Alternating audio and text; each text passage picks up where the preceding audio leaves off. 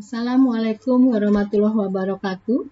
Ya, pada hari ini adalah pertemuan yang ke-11 tentang kajian demokrasi yang tujuannya adalah untuk pembelajarannya adalah mahasiswa mampu menjelaskan konsep, prinsip, dan perkembangan demokrasi. Yang kedua adalah menganalisis penerapan demokrasi di Indonesia pada masa lalu hingga masa sekarang dan kemungkinannya di masa yang akan datang. Yang kita bahas adalah nanti kajian demokrasi dalam demokrasi yang meliputi konsep, prinsip, dan sejarah maupun demokrasi dalam masyarakat klasik yang ada di Indonesia, perkembangan demokrasi dalam sejarah Indonesia modern, dan kini dan masa depan demokrasi yang ada di Indonesia. Ya, itu adalah tujuan daripada pembelajaran tentang kajian demokrasi. Jadi untuk di sini adalah demos ataupun disebut juga dengan rakyat, kratos, dan di sini juga yang berarti adalah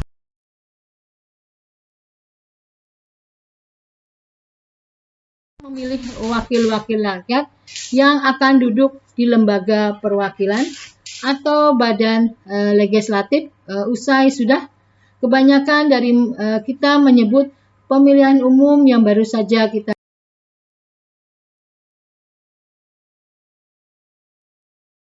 kata fiesta artinya adalah perjamuan atau keramaian dengan bahasa sehari-hari dinamakan hajatan. Memang negara mempunyai hajat besar menyelenggarakan pemilihan umum. Mungkin itu maksudnya. Ya, ini ada International Commission of Juris atau Konferensi Bangkok pada tahun 1965 mengkaitkan demokrasi dengan sistem politik yang demokratis sebagai a form of government where the citizen exercise the same right, the right to make decision, but through representative counts by them and responsible to them throughout the process of free selection. Ya, ini adalah konferensi Bangkok pada tahun 19.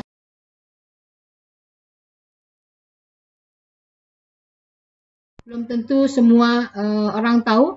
Secara gampangnya, demokrasi sering dikatakan sebagai pemerintahan dari rakyat, oleh rakyat, dan untuk rakyat. Ada lagi yang menyatakan bahwa demokrasi adalah sistem politik atau pemerintahan yang mendasar pada kebebasan, persamaan, dan persaudaraan. Ya, dalam bahasa Perancis, karena sistem ini berasal dari sana, dinyatakan dengan liberty,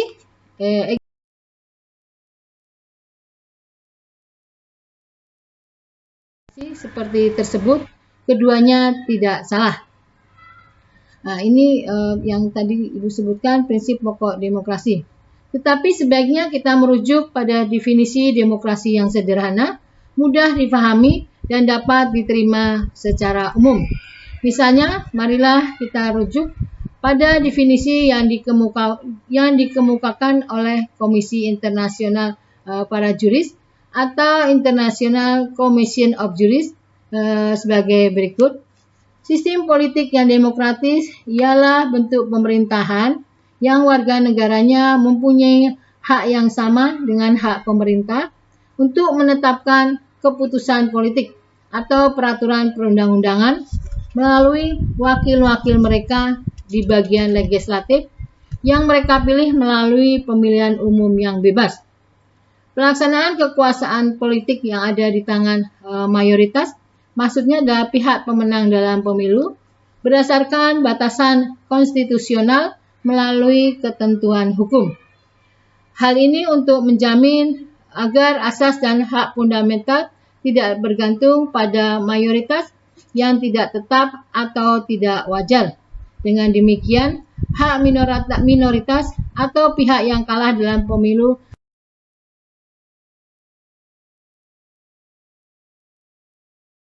pada makna pembukaan, bab dan pasal-pasal serta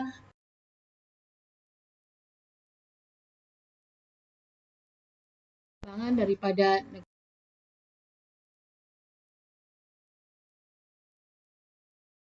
ketentuan yang kita bahas tadi sudah sangat jelas bahwa negara kita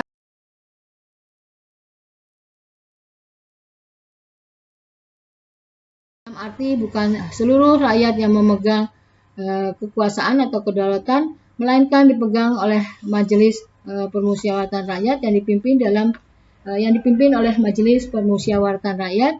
Wakil-wakil rakyat yang duduk dalam majelis tersebut dipilih oleh rakyat dalam suatu pemilihan umum yang bebas. Dalam menjalankan kedaulatan rakyat, baik majelis yang mendapat amanah dari rakyat maupun pemerintah negara yang memperoleh mandat dari majelis dibatasi secara konstitusional maupun dengan peraturan undang-undang lainnya. Ya, di mana kekasan negara demokrasi kita? Kembali kita harus simak frasa terakhir pada kalimat alinea keempat Undang-Undang Dasar Negara kita, yaitu yang terbentuk dalam susunan negara Republik Indonesia yang berkedaulatan rakyat. Ya, ini adalah perkembangan negara demokrasi sebelum abad pertengahan 600 sampai dengan 1400 Masehi. Berakhir muncullah aliran Renaissance dan aliran Reformasi. Ya, kedua aliran ini yang kemudian disusul dengan adanya perang-perang agama menyebabkan manusia berhasil melepaskan diri dari belenggu atau penguasaan gereja, baik di bidang kebebasan beragama maupun sosial politik. Ya, ini adalah perkembangan monarki absolut muncul dalam masa 1500 sampai dengan 1700 Masehi.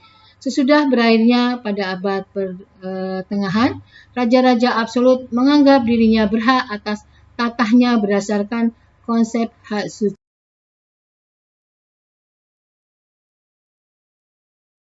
Hukum. Terlibatnya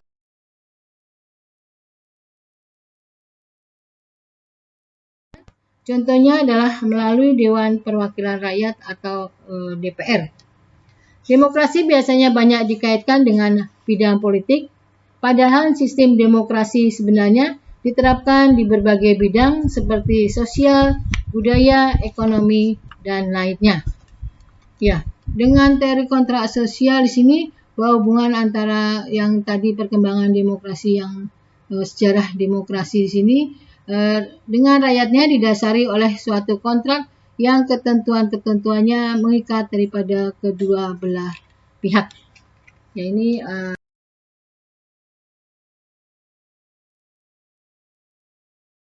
kalau perkembangan demokrasi yang ada di Indonesia, perkembangan demokrasi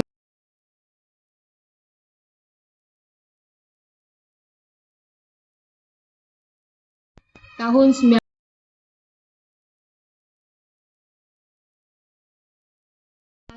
Indonesia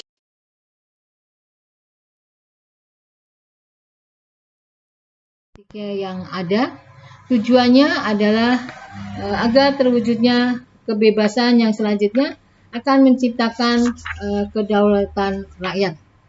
Ya, ini perkembangan demokrasi yang ada di luar ya. Kalau tadi yang ada di Indonesia pada abad 19, pengaruh dari pemikiran akan pengakuan hak-hak individu ataupun paham liberalisme semakin besar.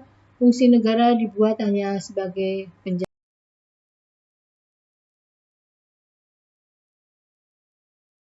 atau liberalisme. Ada juga tentang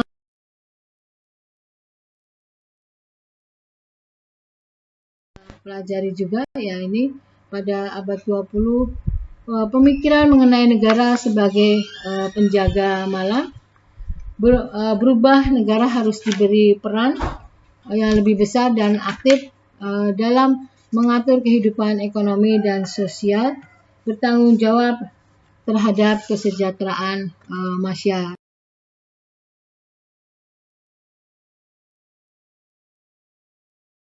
Pada abad ke-20 ya, sedangkan faktor-faktor pendukung demokrasi di sini demokrasi dan kebebasan sering dipakai sebagai timbal balik, padahal keduanya tidak sama.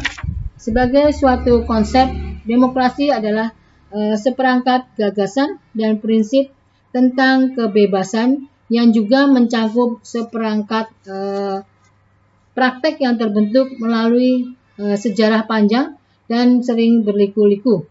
Pendeknya, demokrasi adalah pelembagaan dari kebebasan.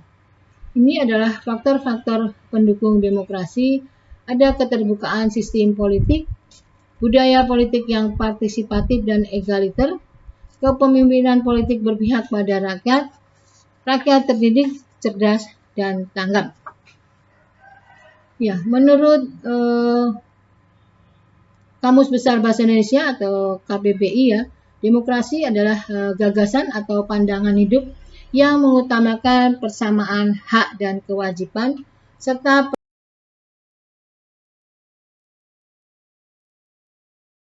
beberapa pendapat para ahli tentang demokrasi. Ya, menurut para ahli, pertama dari Abraham Lincoln ya.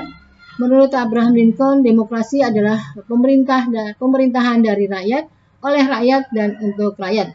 Yang kedua dari pendapat para ahli pengertian demokrasi dari Montesquieu, demokrasi adalah kekuasaan negara yang dibagi dan dilaksanakan oleh 3 lembaga, yaitu institusi yang berbeda dan terpisah satu sama lainnya, yaitu legislatif, eksekutif, dan yudikatif. Ya, yang ketiga ada pendapat dari H. Harris Schulze, demokrasi adalah suatu bentuk pemerintahan rakyat karena kekuasaan pemerintah melekat pada rakyat, juga merupakan HAM rakyat untuk mempertahankan, mengatur, dan melindungi diri dari setiap paksaan dalam suatu badan yang diserahkan oleh pemerintah. Ya, ini adalah. Sedangkan untuk syarat-syarat pemerintahan demokratis, ada perlindungan konstitusional, jaminan terhadap hak-hak demokratis, ada persamaan kedudukannya, ada pemilu dan sistem politik yang bebas adil, ada juga kebebasan menyatakan pendapat, ada prinsip mayoritas, namun dengan tetap mempertimbangkan kepentingan minoritas, terdapat kontrol efektif terhadap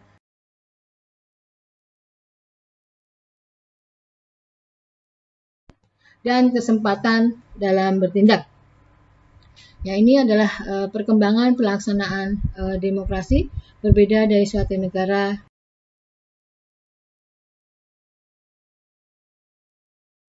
Macam-macam nama dari demokrasi.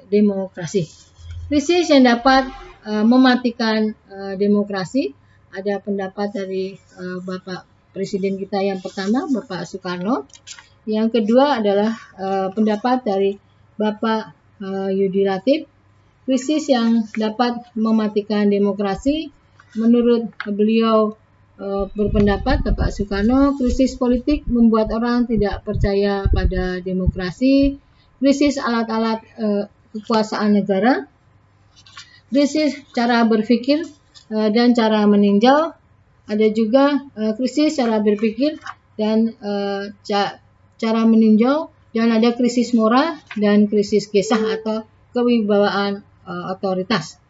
Ada juga dari pendapat Bapak Yudi Latif, politik tidak berkhidmat bagi kepentingan orang banyak, aparatur negara gagal dalam menegakkan hukum,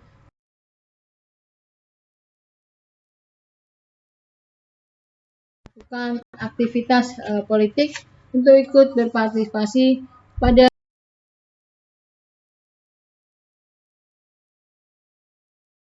sistem bernegara yang mengutamakan kepentingan dan meletak konsep dasar demokrasi. Pemerintah dari rakyat, oleh rakyat, dan untuk rakyat. Ya, ini lembaga legislatif, lembaga eksekutif, lembaga yudikatif, dan lembaga auditif. Ini pemahaman tentang demokrasi. Definisi tersebut menjelaskan bahwa dalam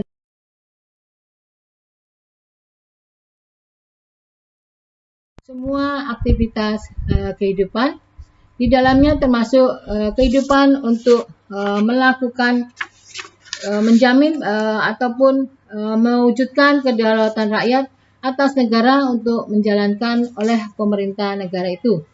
Demokrasi, rakyat juga memiliki andil besar untuk menentukan atau memutuskan berbagai hal mengenai kehidupan bersama, sebuah bangsa dan negara.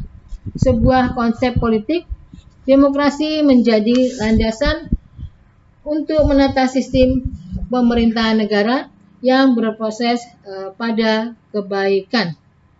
Ya, ini adalah garis besar terhadap dua konsep tentang demokrasi konstitusional dan demokrasi proletar. Sedangkan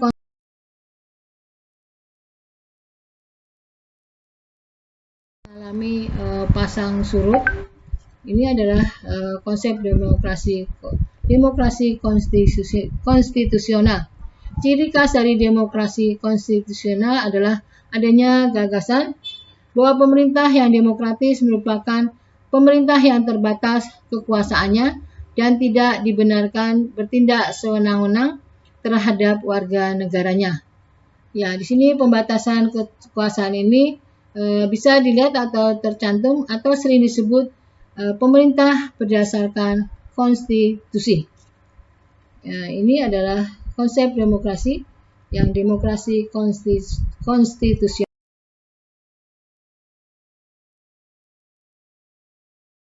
Pendapat dari Lord Acton juga ya. Prinsip-prinsip demokrasi konstitusional dari Henry B. Mayo menyelesaikan persisian dengan damai dan secara melembaga, menjamin terselenggaranya perubahan secara damai, menyelenggarakan pergantian pimpinan secara teratur, membatasi pemakaian kekerasan sampai minimum, serta menganggap wajar adanya suatu keanekaragaman. Ini adalah tentang pendapat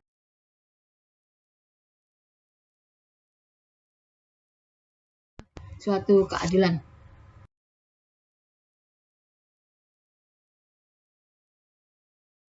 Konstitusionalnya.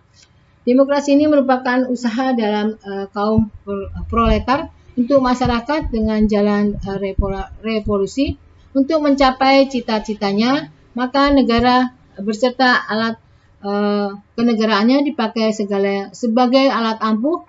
Kekerasan dan paksaan merupakan unsur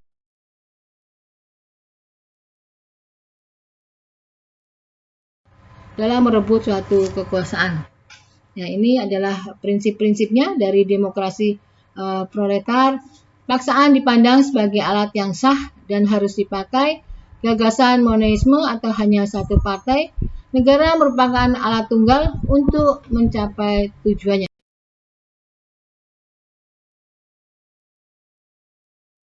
Prinsip-prinsip ini. Hakikat demokrasi di sini adalah mentalitas untuk membina suatu kehidupan bersama dalam masyarakat, mentalitas dalam berpikir, bersikap, dan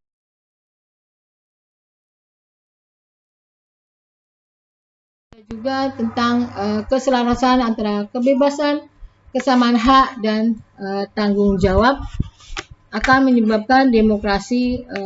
Tanpa keselarasan, demokrasi dapat menjurus ke liberalisme yang dapat menjadi sumber persaingan secara bebas. Untuk menjurus ke kolektivitas yang dipaksakan melalui berbagai bentuk diktatorial. Baik liberalisme maupun kolektivitas sesungguhnya dapat melenyapkan kebebasan hak dan tanggung jawab pribadi. Terjadilah penyelewengan dari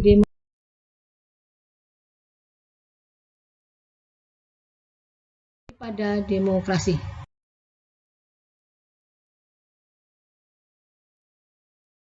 Tapi Indonesia masih berada pada transisi jalan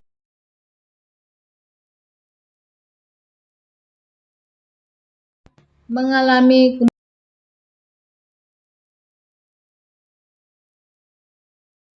konsolidasi. Ya, demokrasi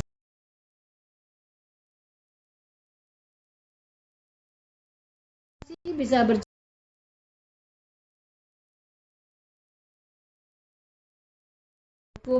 berjalan dengan baik, pengadilan yang independen, ya, dan masalah krusial. Masalah demokrasi Indonesia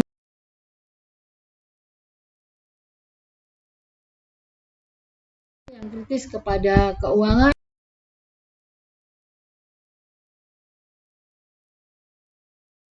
oposisi, pemilu biaya tinggi karena masifnya politik uang dalam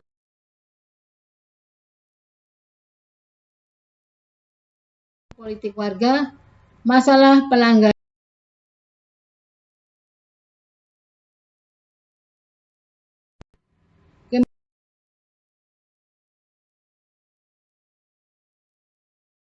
serikat serta masalah-masalah intoleransi terhadap kelompok minoritas.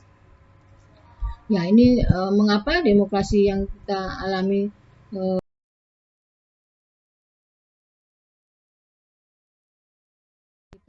kita mengalami situasi suatu krisis kepada kekuasaan karena hampir semua elemen masyarakat sipil dari mulai LSM, kampus, media, dan mahasiswa telah merapat dengan kekuasaan atau sekurang-kurangnya memilih untuk diam demi menghindari stigma berpihak kepada kelompok intoleran yang anti Pancasila dan anti demokrasi.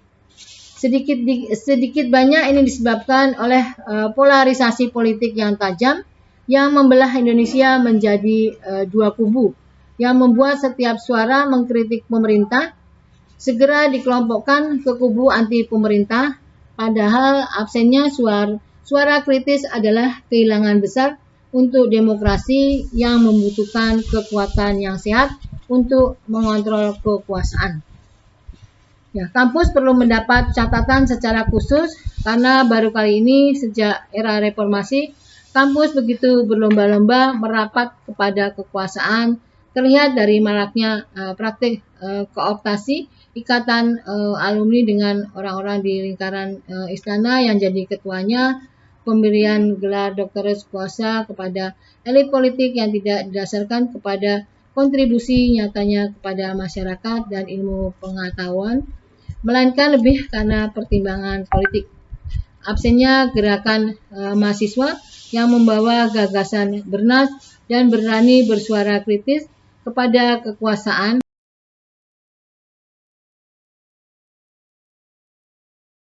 untuk menentukan rektor terpilih melalui Kementerian Dikti.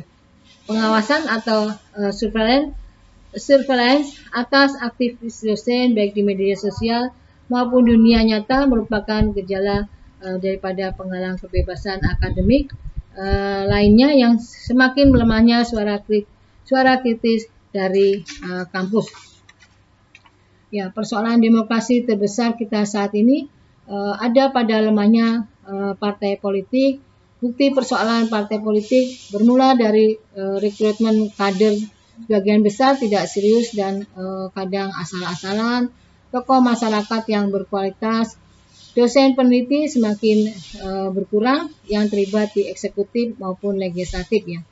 2 dekade setelah reformasi, partai kadang belum mulai menunjukkan ikhtiar yang serius dalam melakukan rekrutmen dan kaderisasi partai politik hanya dilakukan pada masa menjelang adanya pemilu, baru terlihat seperti adanya kesibukannya.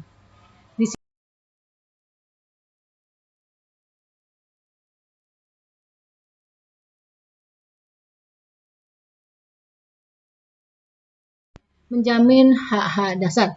Sedangkan nilai-nilai demokrasi adalah kesadaran akan pluralisme, sikap yang jujur. Demokrasi membutuhkan kerjasama antara masyarakat dan sikap serta etika baik. Demokrasi membutuhkan sikap kedewasaan. Demokrasi membutuhkan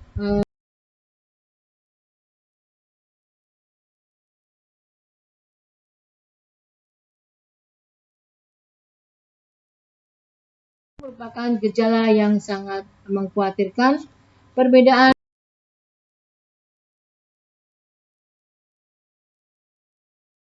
berupa rasa saling percaya, toleransi, saling tolong-menolong, dan saling menghargai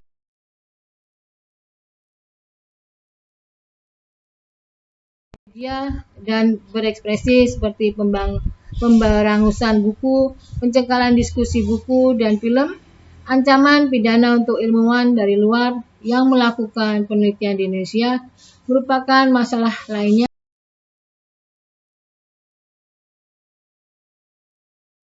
atau jurnalis merupakan ancaman lainnya untuk kebebasan dalam berekspresi.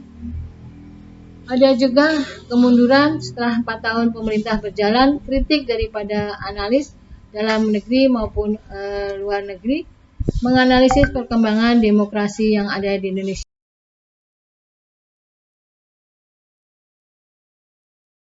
Kemunduran demokrasi di mana Bapak Presiden Jokowi mulai melakukan praktek seperti membubarkan ormas tanpa proses hukum, meningkatkan intoleransi, semakin kuatnya polarisasi, masifnya kabar bohong, dan pelanggaran hak asasi manusia. Ini adalah ciri-ciri pemerintahan sistem presidensial, negara dikepalai oleh seorang presiden, ya, sedangkan kekuasaan eksekutif presiden dijalankan berdasarkan kedaulatan yang dipilih oleh rakyat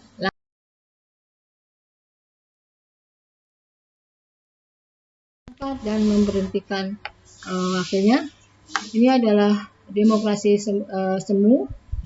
Demokrasi terpimpin yaitu demokrasi terdidik karena ada anggapan ada jurang antara penguasa dengan rakyat Indonesia pernah menganut demokrasi ini. Ada demokrasi tengah, fasisme dan nasisme.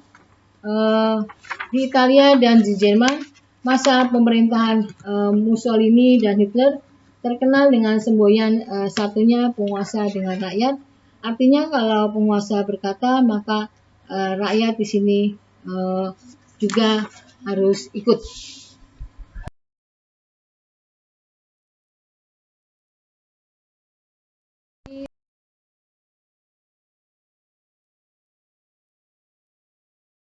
Jenisnya. Ada bentuk atau mekanisme sistem pemerintahan suatu negara. Setiap negara tentunya menganut sistem pemerintahan yang berbeda. Demokrasi adalah bentuk atau mekanisme sistem pemerintahan suatu negara sebagai upaya mewujudkan kedaulatan rakyat atau kekuasaan warga negara atas negara untuk dijalankan oleh pemerintah negara tersebut. Demokrasi adalah sistem pemerintahan yang di dalamnya selalu melibatkan rakyat dalam setiap pembuatan hukum suatu negara. Demokrasi mengizinkan warga negara untuk berpartisipasi baik secara langsung atau melalui perwakilan dalam perumusan, pengembangan, dan pembuatan hukum. Demokrasi adalah seperangkat gagasan dan prinsip tentang kebebasan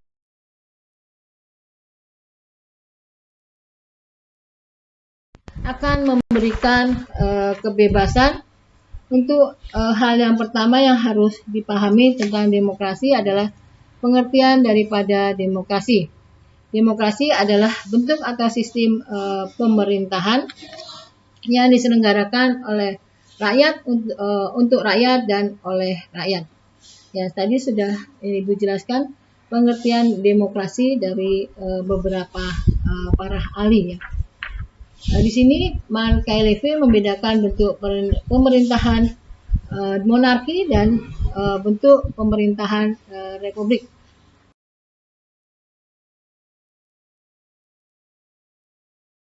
Kerajaan, dan ini adalah perkembangan demokrasi yang ada di Indonesia periode 1945-59, masa demokrasi parlementer.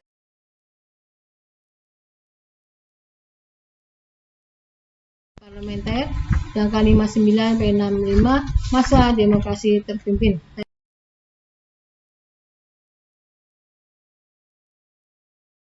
Ada masa demokrasi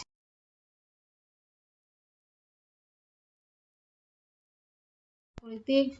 Sedangkan pada periode 1966 sampai dengan 1998 masa demokrasi Pancasila.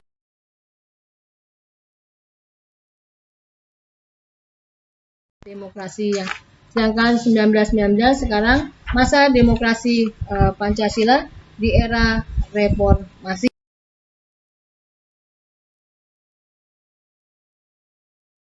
Mengembalikan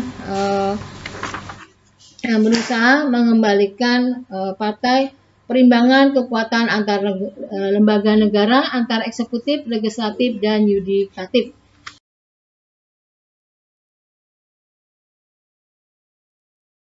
Pelaksanaan